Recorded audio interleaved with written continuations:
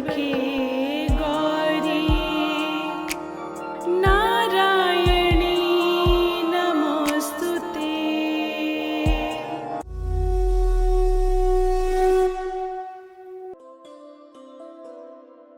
नमस्कार, मैं शिखा सिंह एक बार फिर आप सभी के सामने राघवेश जी के साथ।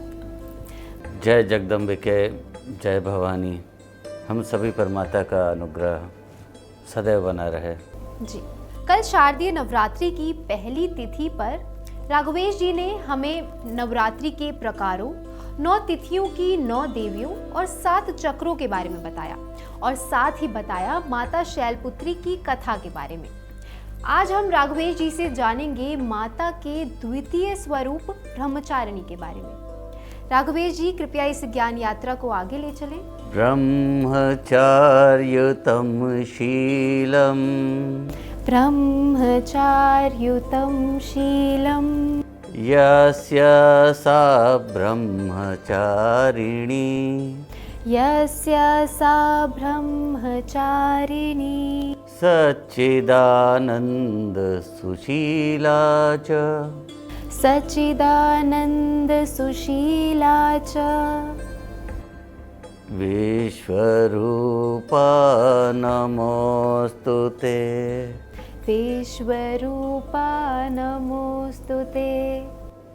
अति उत्तम। ये थी माता के ब्रह्मचारिणी स्वरूप की स्तुति। ब्रह्मचर्य का अर्थ है ब्रह्म का अनुशीलन व्रत। इसे धारण करने वाले पुरुष को ब्रह्मचारी एवं स्त्री को ब्रह्मचारिणी कहते हैं। हमारे सनातन धर्म में जीवन को 4 अवस्थाओं या 4 आश्रमों में विभाजित किया गया था। हमारे ज्ञानी ऋषि मुनियों ने वर्षों तक साधना करके, अनुसंधान करके, इसका अभ्यास करके इन 4 आश्रमों का विधान गृहस्थों को पालन करने के लिए प्रेरित किया। 12 वर्ष तक का काल जो होता है जन्म के बाद से, वो तो बाल्यावस्था रहती है। उसके बाद आरंभ होता है 12 से 24 वर्ष की उम्र तक ब्रह्मचर्य आश्रम। और इसी ब्रह्मचर्य आश्रम में लोग विद्या का अनुशीलन करते हैं, विद्या ग्रहण भी करते हैं।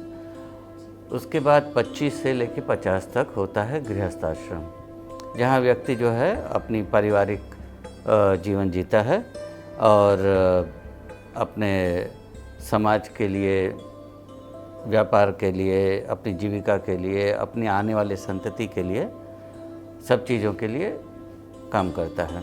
जब व्यक्ति 50 साल को पार करता है तो 50 से 75 ये होता है वानप्रस्थ का समय। वानप्रस्थ में क्या है कि मनुष्य को थोड़ा सा अध्यात्म की ओर उन्मुख हो जाना चाहिए। धीरे धीरे जो सांसारिक बंधन हैं उनसे थोड़ा थोड़ा खुद को अलग करके भगवत मार्ग पे जाने के लिए ब्रह्म का अनुसंधान करने की ओर उन्मुख होना चाहिए। और जब परिपक्वता आ जाती है तब आता है संन्यास आश्रम 75 वर्ष के बाद। और ये है, अगर हम जीवन को आदर्श तौर पे 100 वर्ष का मानते हैं तो ये है उसका विभाजन।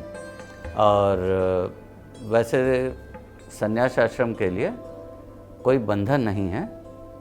कोई आध्यात्मिक हो तो बचपन में भी अगर उसको सही गुरु मिल जाए, आदि शंकराचार्य की तरह, तो बचपन में भी सन्यासी हो जाता है।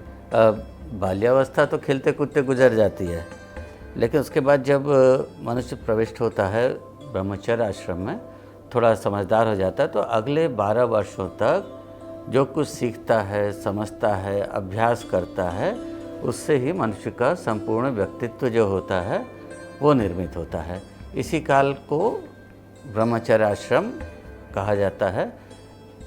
इस समय बालक और बालिकाएं आहार, निद्रा, भय एवं काम पर विजय पाने का अभ्यास करते हैं और अच्छे चरित्र को आत्मसात करते हुए विद्या का अभ्यास करते हैं और ब्रह्म को समझने का प्रयास भी करते हैं। इस अवधि में जो जितना अनुशासित होता है उतना ही अच्छा एवं सफल व्यक्ति बनता है। जी, जैसा कि राघवेश जी आपने बताया कि सनातन धर्म में जीवन को 4 अवस्थाओं में विभाजित किया गया है, तो अगर मैं आसान तरीके से समझना चाहूँ तो ये विद्यार्थी जीवन के ही वर्ष हैं। हाँ बिल्कुल, ये विद्यार्थी जीवन के वर्ष हैं ब्रह्मचर्य वाले। इस दिन साधक को अपने ध्यान का केंद्र जो है वो स्वाधिष्ठान चक्र में रखना चाहिए। स्वाधिष्ठान चक्र का स्थान आप चित्र में देख सकते हैं। इस चक्र में जो ऊर्जा होती है वो प्रजनन, मूत्र तंत्र, मौलिक भावनाएं, रचनात्मकता, व्यसन, जिज्ञासा इत्यादि को नियंत्रित करती है। तो साधना मार्ग में बढ़ने के लिए सबसे पहले हमें इस चक्र को ही साधना पड़ता है, इसकी ऊर्जा को नियंत्रित करना पड़ता है। अच्छा, तो ये स्वाधिष्ठान चक्र है। राघवेश जी, अब हम ये जानना चाहेंगे कि माता ने ब्रह्मचारिणी स्वरूप कब और क्यों धारण किया होगा? ये स्वरूप माता शैलपुत्री का ही तपस्वी स्वरूप है। माता शैलपुत्री की कथा में आप लोगों ने जाना कि पर्वतराज हिमालय एवं मैना देवी के घर माँ आदि पराशक्ति ने सती अवतार के बाद पुनः जन्म लिया शिव के साथ संयुक्त होने के लिए। शिव तक पहुँच पाना, उन्हें विवाह का प्रस्ताव देना असंभव था क्योंकि शिव स्वयं समाधि में लीन थे। माता शैलपुत्री ने अब ब्रह्मचारिणी स्वरूप धारण किया और राजपुत्री को मिलने वाले सारे सुख और वैभव का त्याग कर चल पड़ी दुर्गम वन की ओर। शिव को प्राप्त करने के लिए उनकी घोर तपस्या करके उन्हें प्रसन्न करके पति के रूप में पाने के लिए। उधर ब्रह्मचारिणी माता तपस्या में लीन थी, तपस्या में बैठी हुई थी महादेव को प्रसन्न करने के लिए। उधर संसार में तारकासुर नाम का एक असुर पूरे संसार को, तीनों लोगों को आक्रांत करने लगा अपने अत्याचारों से। राघवेश जी, हम ब्रह्मचारिणी माता के बारे में बात कर रहे थे, लेकिन अचानक से आपने जिक्र किया तारकासुर का। ये तारकासुर कौन था? महर्षि मरीचि और कला देवी के पुत्र थे कश्यप ऋषि, जिनका सप्त ऋषियों में अहम स्थान है।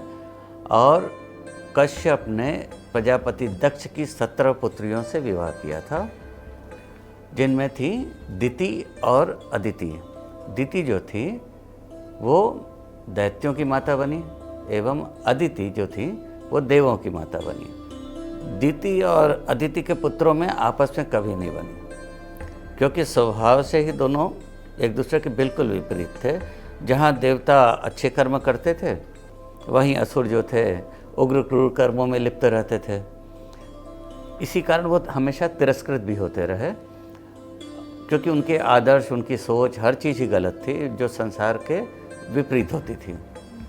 अब पुत्रों की ये स्थिति देखकर दिति से नहीं सहा जाता था।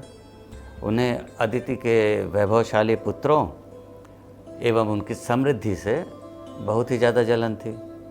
तो उनको नीचा दिखाने के लिए दिति ने क्या किया, अपने पुत्र वज्रांग को अदिति के पुत्र इंद्र के खिलाफ भड़काना चालू किया। उसके अंदर कूट कूट के नफरत भर दी। वज्रांग जो था वो काफ़ी शक्तिशाली दैत्य था। उसने छल बल का प्रयोग कर इंद्र की राजधानी अलकापुरी को बलपूर्वक हासिल कर लिया। युद्ध में इंद्र परास्त हुए थे, उनका समस्त वैभव उसने छीन लिया था। अब इंद्र की माता अदिति जो थी वो पुत्र की दुर्दशा देखकर दुखी हो उठी। तो कश्यप ऋषि से भी नहीं रहा गया। उन्होंने वज्रांग को से बात की, उसको समझाया और वज्रांग को समझ में भी आया। वज्रांग ने इंद्र की राजधानी उनको लौटा दी और थोड़ा सा अच्छे कामों में लिप्त हो गया। लेकिन दिति से ये बर्दाश्त नहीं हो रहा था। दिति ने अब वज्रांग की पत्नी वज्रांगी के हृदय में प्रतिशोध लेने के लिए भावनाएं भरनी आरंभ कर दी।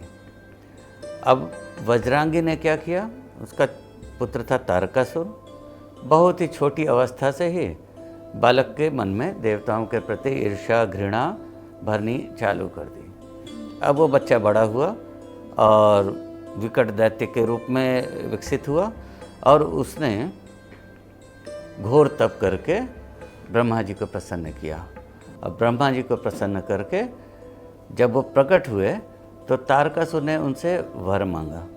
तारकासुर ने वर मांगा कि सिवाय शिवपुत्र के और कोई उसका वध कर ही न सके। ब्रह्मा से वर प्राप्त कर तारकासुर ने अपने पिता की ही भांति असुरों की बड़ी सी सेना जुटाई और देवों पर आक्रमण कर दिया। देवों ने उसका प्रतिरोध तो किया लेकिन उसके आगे टिक नहीं सके और तारकासुर ने उनका राजपाट वैभव सब कुछ छीन लिया। देवता जो थे भागकर उन्होंने वनों में गिरी कंदराओं में शरण ली। उनको एक बात तो मालूम थी कि उनकी समस्या का, उनके दुखों का निराकरण तभी होगा जब शिवपुत्र जन्म ले और उनका सेनापति बने, क्योंकि उन्हें तारकासुर को मिले वर के बारे में मालूम था। लेकिन शिव महाराज तो महादेव अनिश्चितकालीन समाधि में थे। अब ये कैसे संभव हो पाता कि उनको समाधि से जगाया जाए और उनको विवाह के लिए प्रेरित किया जाए। मन, बुद्धि, अहंकार, चित्त सबसे परे महादेव, वो स्वयं समाधि में लीन हो तो उनको समाधि से जगाना बहुत ही दुष्कर कार्य था। फिर भी आपस में मंत्रणा कर इंद्र ने कामदेव को ये जिम्मेदारी दी, ये दायित्व दिया कि आप जाकर महादेव के मन में काम भावना उत्पन्न करो ताकि वो विवाह के लिए उन्मुख हो और उनकी संतान पैदा हो, हमारा नेतृत्व करे, हमें तारकासुर के आतंक से मुक्त कराए। कामदेव चल दिए कैलाश, लेकिन ये आसान तो था नहीं। उन्होंने अपने तरीके, तरह तरह के तरीके आजमाने आरंभ किए, लेकिन मन, चित्त, बुद्धि, अहंकार सबसे परे महादेव उनके प्रयासों से कैसे डिग जाते। आखिर कुछ न चलता देख कामदेव ने अपना सबसे अमोघ अस्त्र पुष्प बाण चला दिया। शिव को बाण लगा तो उनकी समाधि टूटी, लेकिन हुआ कुछ उल्टे ही। क्रोध में शिव जी का तीसरा नेत्र खुल गया और तीसरे नेत्र से निकली ज्वाला से कामदेव भस्म हो गए। अब देवों में हाहाकार मच गया, उनकी आशा ही टूट गई कि अब क्या होगा। शिव ने कामदेव की धृष्टता का कारण पता किया, तब उन्हें पता चला कि संसार को तारकासुर व्यथित कर रहा है। और जब ध्यान से बाहर आ ही गए थे तो उनको पर्वतराज की पुत्री पार्वती के कठिन तप का भी पता चला। शिव पहले तो विस्मित थे। पार्वती के तप में इतनी शक्ति थी कि महादेव पुनः समाधि में नहीं जा पाए। और इधर अवसर देख के देवताओं के कहने पर सप्तऋषि जा पहुँचे महादेव के पास। महादेव को लगता था कि कोई भी स्त्री सती देवी का स्थान कभी नहीं ले सकती, किंतु अब पार्वती का उनके प्रति अनुग्रह उन्हें विवश कर रहा था, खींच रहा था। लेकिन महादेव वैसे तो डिगने वाले हैं नहीं। उन्होंने सोचा कुछ परीक्षाएं ले ली जाएं। उन्होंने सप्तऋषियों को भेजा माता पार्वती की परीक्षा लेने के लिए। उन्होंने विकट परीक्षाएं ली, सब में पार्वती देवी उत्तीर्ण हुई। इधर सप्तऋषियों के प्रयास तो चल ही रहे थे, लेकिन जब तक माता जितने दिनों तप में बैठी हुई थी उस बीच उनको असुरों की तरफ से भी बहुत व्यवधान आया था, लेकिन वो डिगी नहीं और अपने तप पर महादेव को पाने के लिए बिल्कुल टिकी रहीं, चरित्र की दृढ़ता के साथ, क्योंकि उनके पास ब्रह्मचर्य की शक्ति थी।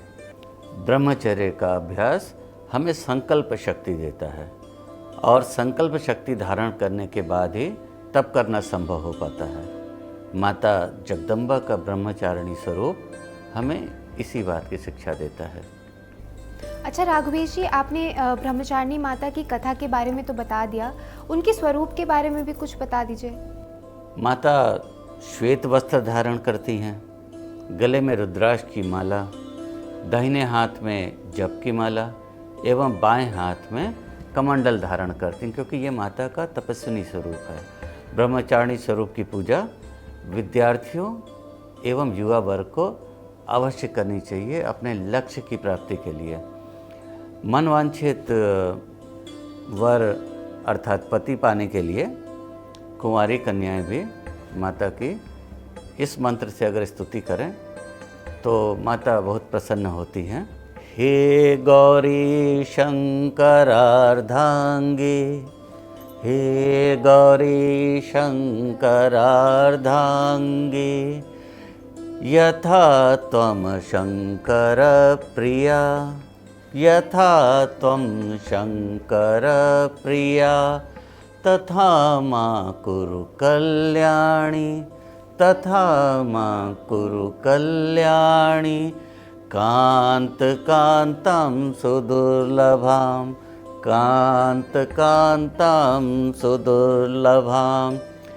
इसका अर्थ है, हे गौरी, जिस प्रकार आप भगवान शंकर के प्रिया हैं, उनकी अर्धांगिनी हैं, उसी प्रकार हे माता कल्याणी मुझको दुर्लभ वर प्रदान करें।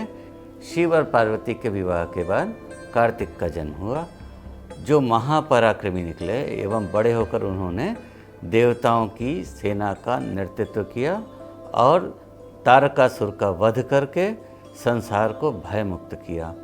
सही कहा आपने। युवा वर्ग के लिए माता का यही स्वरूप सबसे अनुकरणीय है।